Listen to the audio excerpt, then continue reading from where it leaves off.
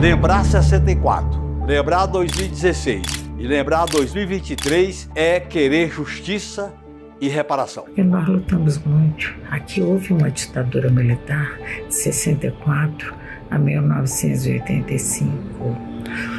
Homens e mulheres foram torturados, mortos, assassinados.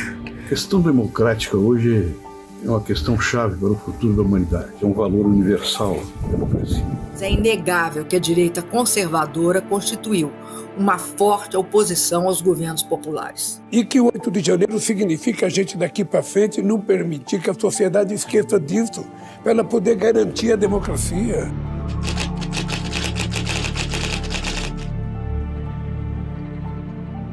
Vigilância, luta, mobilização com o povo brasileiro. Nós temos que homenagear a história de luta do povo brasileiro, que nunca se dobrou.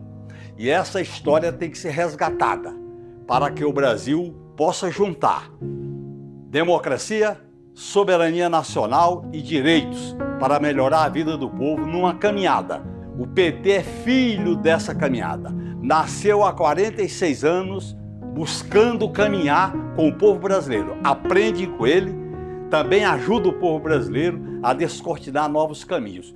Portanto, é fundamental. Não uma lembrança apenas para olhar para trás, mas uma lembrança que olha para trás para combater o esquecimento, mas olha para frente, para o para-brisa, para caminhar por um Brasil justo, soberano e livre. A preservação da memória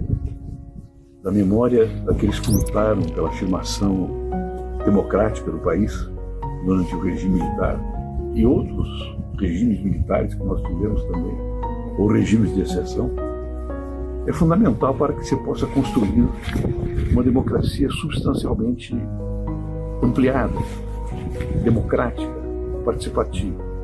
Nós lutamos pela democracia, ainda que com tudo isso, e resistimos.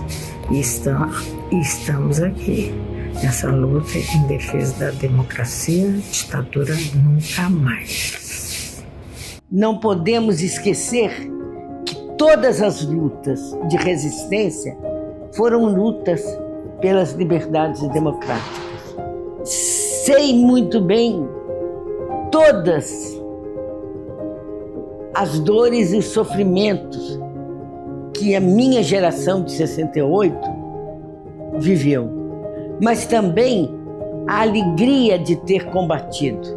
Perdemos companheiros e companheiras nesse processo, mas ganhamos o término da ditadura, ganhamos a liberdade, ganhamos a democracia. E esta democracia, ela é fundamental. A história do Brasil marca o caminho de um povo que luta, determinado, que se constitui num grande ativo político, mas ao mesmo tempo é a história de uma classe dominante, corrupta, entreguista e autoritária. 8 de janeiro de 23, há 3 anos atrás, tentativa de golpe de Estado, que já vinha sendo preparada, construída por Jair Bolsonaro, militares, plano Punhal Verde e Amarelo, assassinar o presidente Lula, o vice-presidente Geraldo Alckmin e o ministro do Supremo Tribunal Federal, Alexandre de Moraes. Fracassou. As instituições resistiram. O Supremo fez o seu papel, condenando aqueles que tentaram dar golpe de Estado. E só não conseguiram porque não encontraram respaldo nem internacional, nem dentro do Brasil.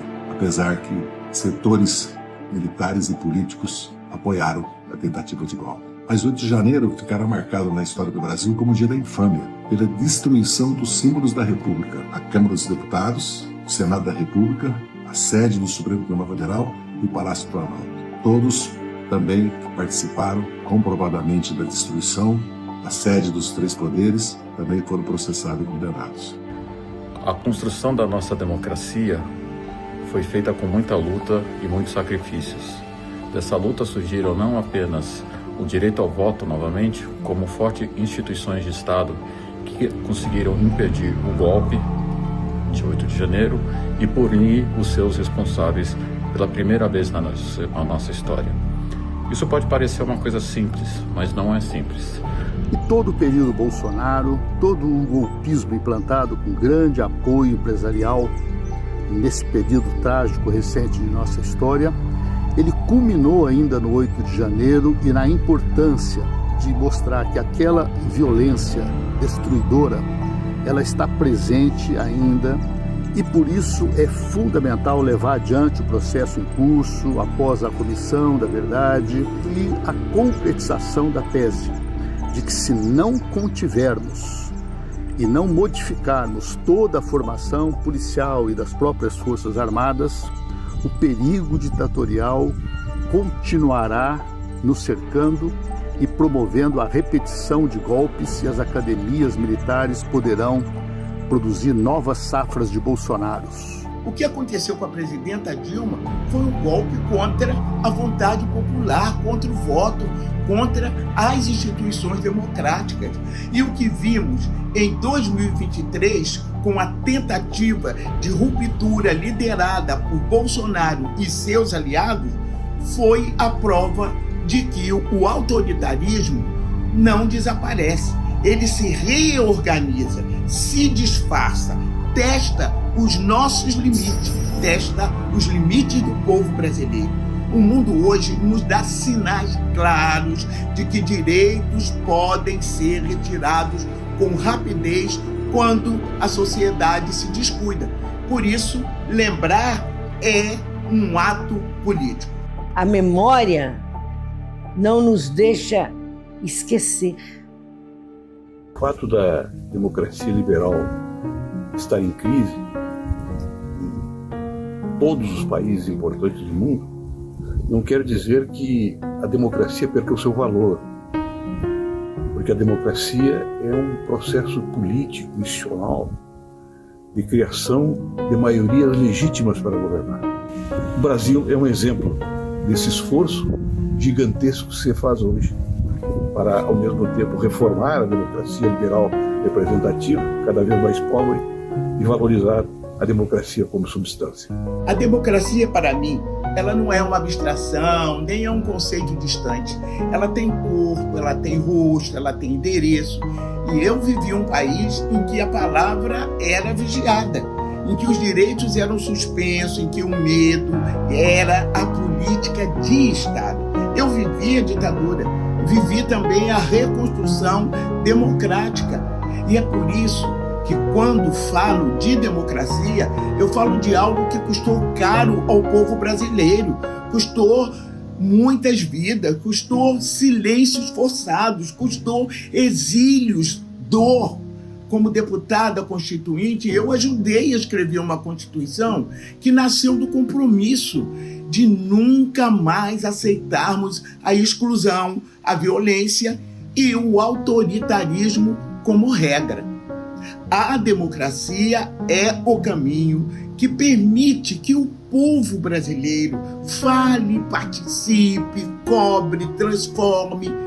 Para quem veio da favela, para uma mulher negra, trabalhadora, doméstica, a democracia é a única garantia de que a nossa voz não será calada.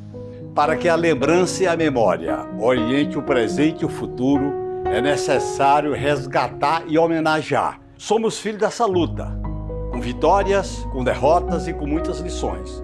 Somos contra o esquecimento e a invisibilidade. Queremos mudanças para valer, que melhore a vida do povo brasileiro. Essa trajetória de vitórias, de experiências, essa história que introduziu na vida política brasileira grandes mudanças e tem na liderança do companheiro Lula uma referência importante desta luta. Estamos numa encruzilhada. Essa encruzilhada tem que ser resolvida pela mobilização popular, pelas mudanças de baixo para cima e não apenas com chavos por cima.